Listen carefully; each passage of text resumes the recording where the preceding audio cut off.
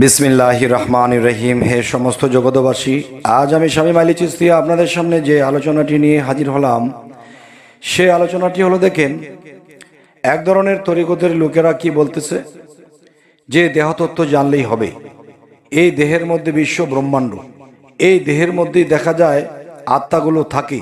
আর আত্মা কোন রূপে থাকে? তবে এই যে শিক্ষাগুলো, এগুলা কিন্তু মানুষ চর্চা করতে করতে এমন একটা পর্যায়ে চলে যায়, তখন তার দ্বারা জীবনে কেরামতি ঘটে না।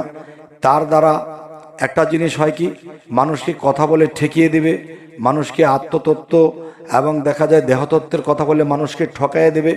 তখন যার সাথে আলাপ করবে সেই ব্যক্তিটি দুর্বল হয়ে তার পীরের কাছে চলে যাবে। এইগুলো হলো কি জানেন? এগুলো হলো নিজে ঈমান লুট হয়ে গেছে এবং অন্যকেও ঈমান লুট করবে। কিন্তু দেখেন, এখানে যাই কিছু বুঝি যে একটি কথা আছে, ঈসা আলাইহিস সালামের একটি কথা আছে, তিনি বলেছেন কি, তোমরা শিশু হও, তোমরা শিশু হও, আল্লাহ ডেলে দেবে, আল্লাহ ডেলে দিয়ে দেবে।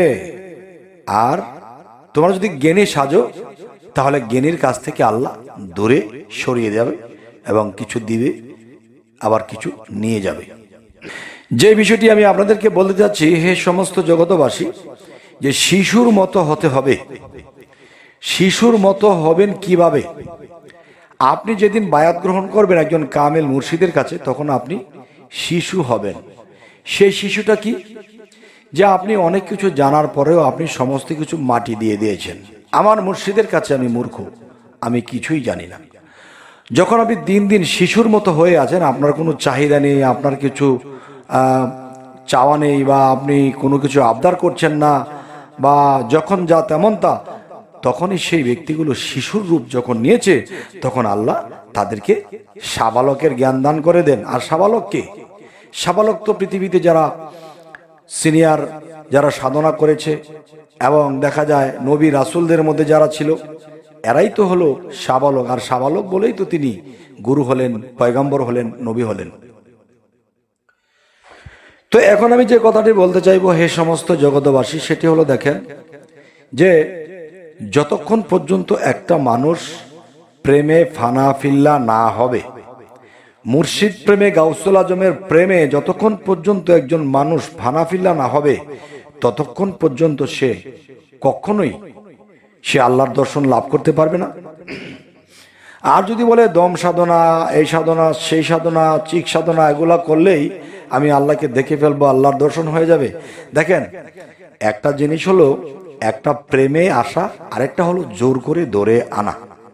যেমন মনে করেন, ইঁদুরের গর্তের মধ্যে দেখা যায় ইঁদুর ঢুকে আছে, আর একটা হালি ক্ষেত বা ধান ক্ষেতের মধ্যে যখন ঢুকে পড়েছে অনেকগুলো ইঁদুর, 9টা 10টা ছেদা, এই সমস্ত ছেদাগুলো বন্ধ করে একটা ছেদা খোলা রেখেছে, আর সেই ছিদ্রতে পানি ঢালতে শুরু করেছে। আর যদি ইঁদুর থাকে, তাহলে সে পানির চাপে দম না ফেলতে পেরে সে আবার এখান দিয়ে চুকি দিয়ে বের হয়ে যাবে, তখন তাকে ধরে ফেলবে গৃহস্থ। তো এখন হলো কথা কি, একটা হলো প্রেমের জোরে আসবে, আমি আল্লাহকে ভালোবেসেছি, আল্লাহকে আমি মানি, আল্লাহ আমাকে কি করবে, তার প্রেমের জোরে সে আসবে।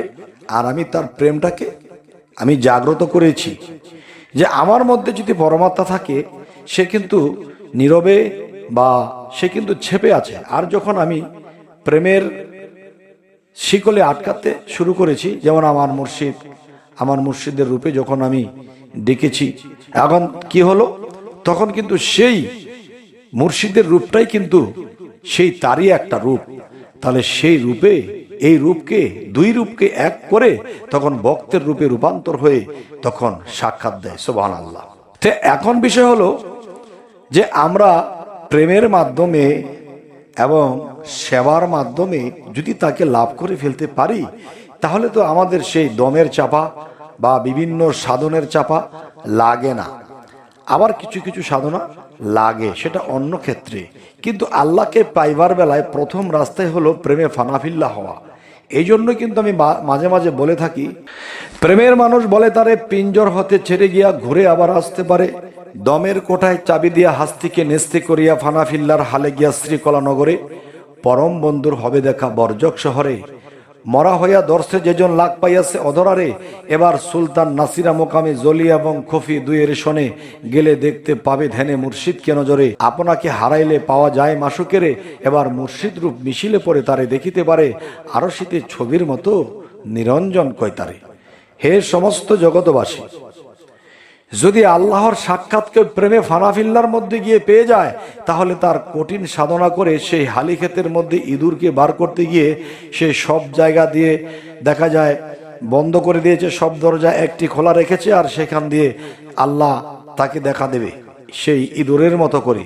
তাহলে দেখা যায় তারা কৌশল করে আল্লাহকে দেখতে চায়।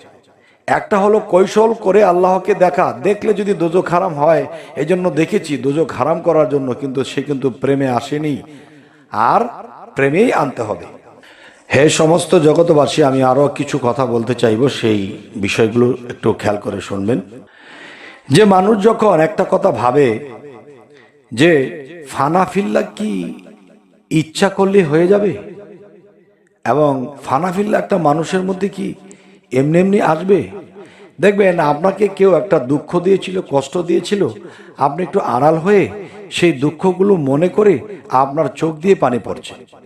এখন আপনি আমার সামনে দাঁড়িয়ে আছেন বা আমার ভিডিওটা দেখছেন, এখন যদি বলা হয় আপনি একটু কাঁদেন তো, আপনার চোখ দিয়ে পানি ঝরান তো, এটা কি সম্ভব? তাহলে এটা কিন্তু পরিস্থিতি আপনাকে ঘটিয়ে দেয়।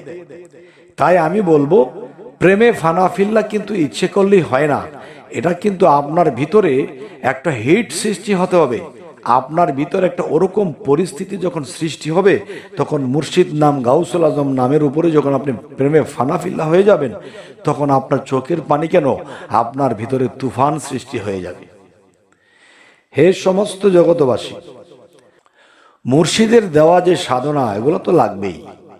এগুলা যেগুলো আপনার মুর্শিদ আপনাকে সাধনা দেবে, এগুলো তো করবেনই। কিন্তু আমি বলবো কি জানেন, মানুষ যত দামি খাবারই কিনুক, যত দামি খাবারই পাক করুক, যদি লবণ দেওয়া না হয়, তাহলে দামি খাবারের কোনো মূল্য থাকে না।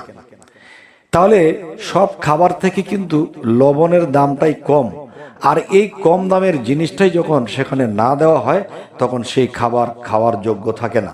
তাই আমি বলতে চাইব, যদি মানুষ শুধু সাধনা করে আল্লাহকে পাইতে, হয়তো কোনোদিন পাবে, সেই পাওয়াতে কোনো প্রেম থাকবে না, অহংকার থাকলেও হবে না। তাহলে আমি বলবো যে প্রেম এমন একটা বিষয়, আমি যাকে চাই তাকে চোখের পাতায় যেন সবসময় দেখতে পাই। আমি যাকে দু চোখে দেখি, দেখলে আমার প্রাণ ঠান্ডা হয়, সর্বক্ষণ তাকে নিয়ে ভাবি, আর তার কাছেই তো আমার প্রেমের চাবি, তার কাছেই তো আমার সবকিছু ভাবি, এটাই তো রয়েছে। তাই বলবো, হে সমস্ত জগতবাসী, যদি কেউ প্রেমে ফানাফিল্লা হতে পারে, তবে একটা জিনিস ভাবতে পারেন যে ফানাফিল্লা হতে গিয়ে কি আবার জঙ্গলবাসী হতে হবে? না বাবা না।